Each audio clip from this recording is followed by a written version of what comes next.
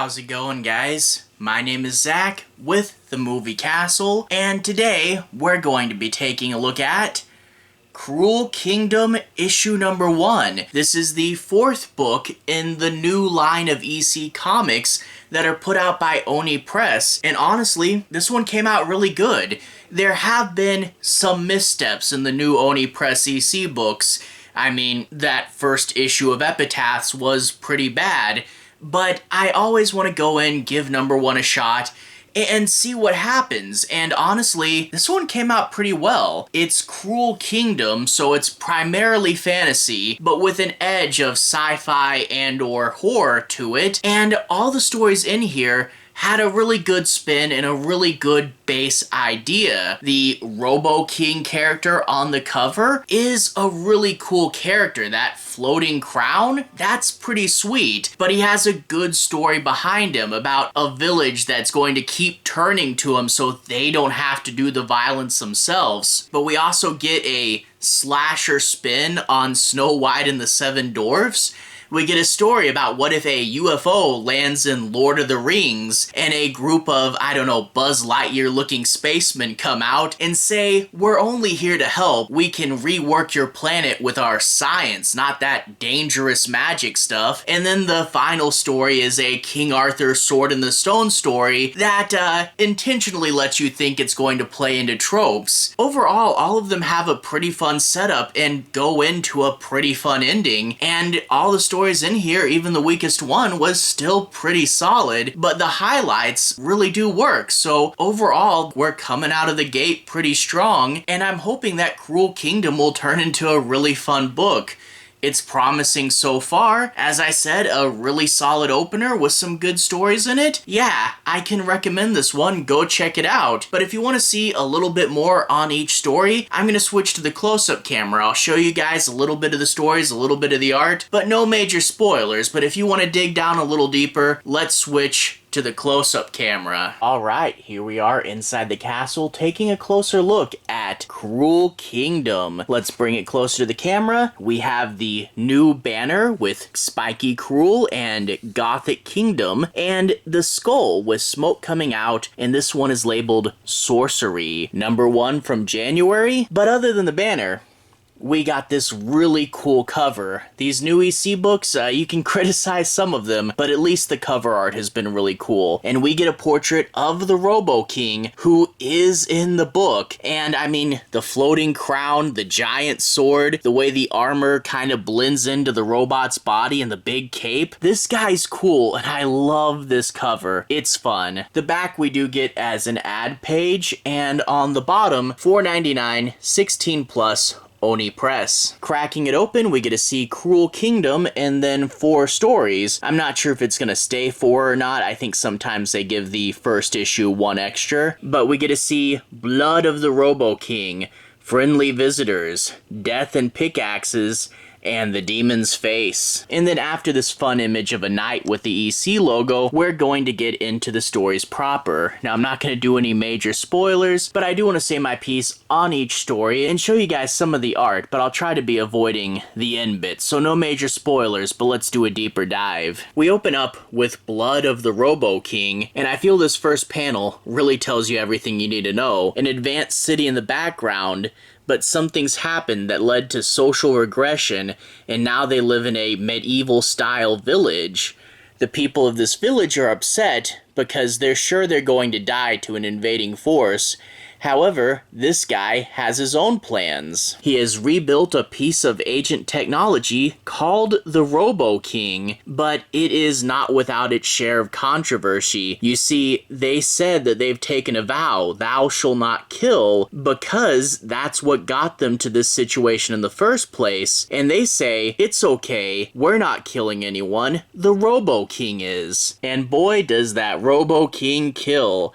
Yeah, they do not stand a chance against it. Well, the guy that brought him to life says, well, this guy killed someone, and we have to be ethical, so we have to once again kill him, returning the robot back to a state of being broken. And he says, oh, I don't have to be punished because the robot killed living people, but I just killed a robot. So now ethically, we're set back to zero, right? Well, we all know that even though the robots' hands were at work, it was still their minds, and that corruption probably still there. We get to see that time has passed, they've advanced their civilization a little bit, but once again, warring forces are outside, and time to make a cycle. We're gonna bring the Robot King back once again to do our bidding, and we get this person saying, yeah, last time they were going to kill us, but this time there are talks of peace. We don't have to go to war.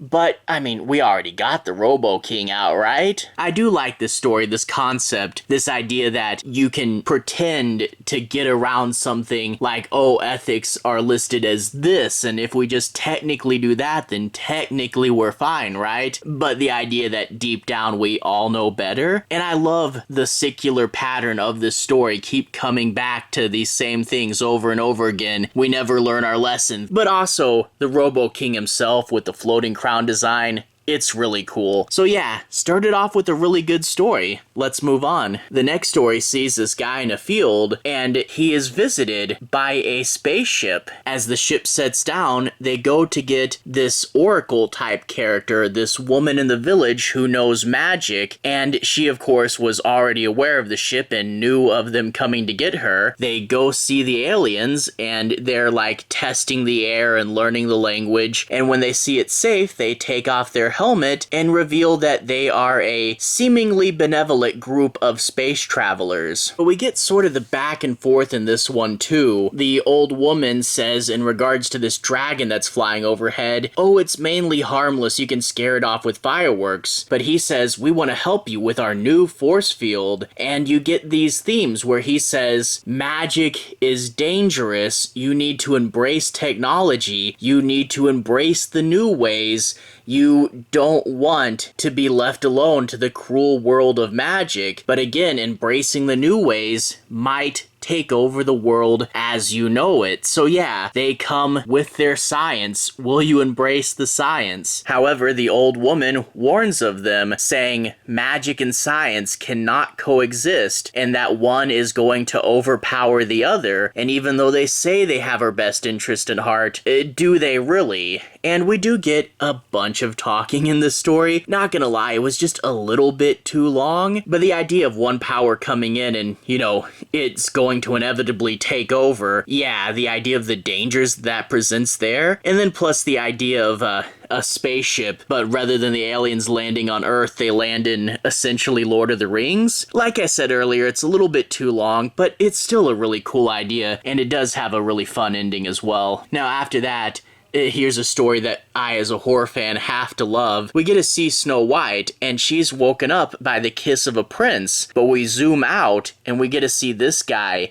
The story's called Death and Pickaxes, and there's a dwarf, and he is angry. We get to find out that this is the 8th dwarf, the one that doesn't get talked about when we tell the story, and it turns out Snow White was asleep for so long, all the other dwarfs passed away, and now this guy's alone and angry, and he said he loves Snow White, and he was upset that his love couldn't bring her back to life. So he lights a match, goes into the old mine, and gets the pickaxe, and he's ready for a revenge spree. So yeah, I really do love the idea of taking a classic old-timey fairy tale and turning it into a slasher. And we also get lots of character analysis in these little boxes here. The teller of the story is talking about why this character shifted his mood, why he's become so dark, but also saying, here's the problem with having this dark and angry mood and how it's warped your perception of reality. It's a really cool story. I really do like it. Honestly, it might be my favorite one, but I don't know. Robo King was such a good story, so how about a second favorite? Anyway, after that, we get the final story, and we get to see a world in depression and darkness, and it turns out that, according to them, they're not going to get out of this age until someone pulls the sword from the demon's face. Yeah, it's this big head that people go to, and they have the old King Arthur challenge. Well, no one's been able to do it, and there's this girl in the village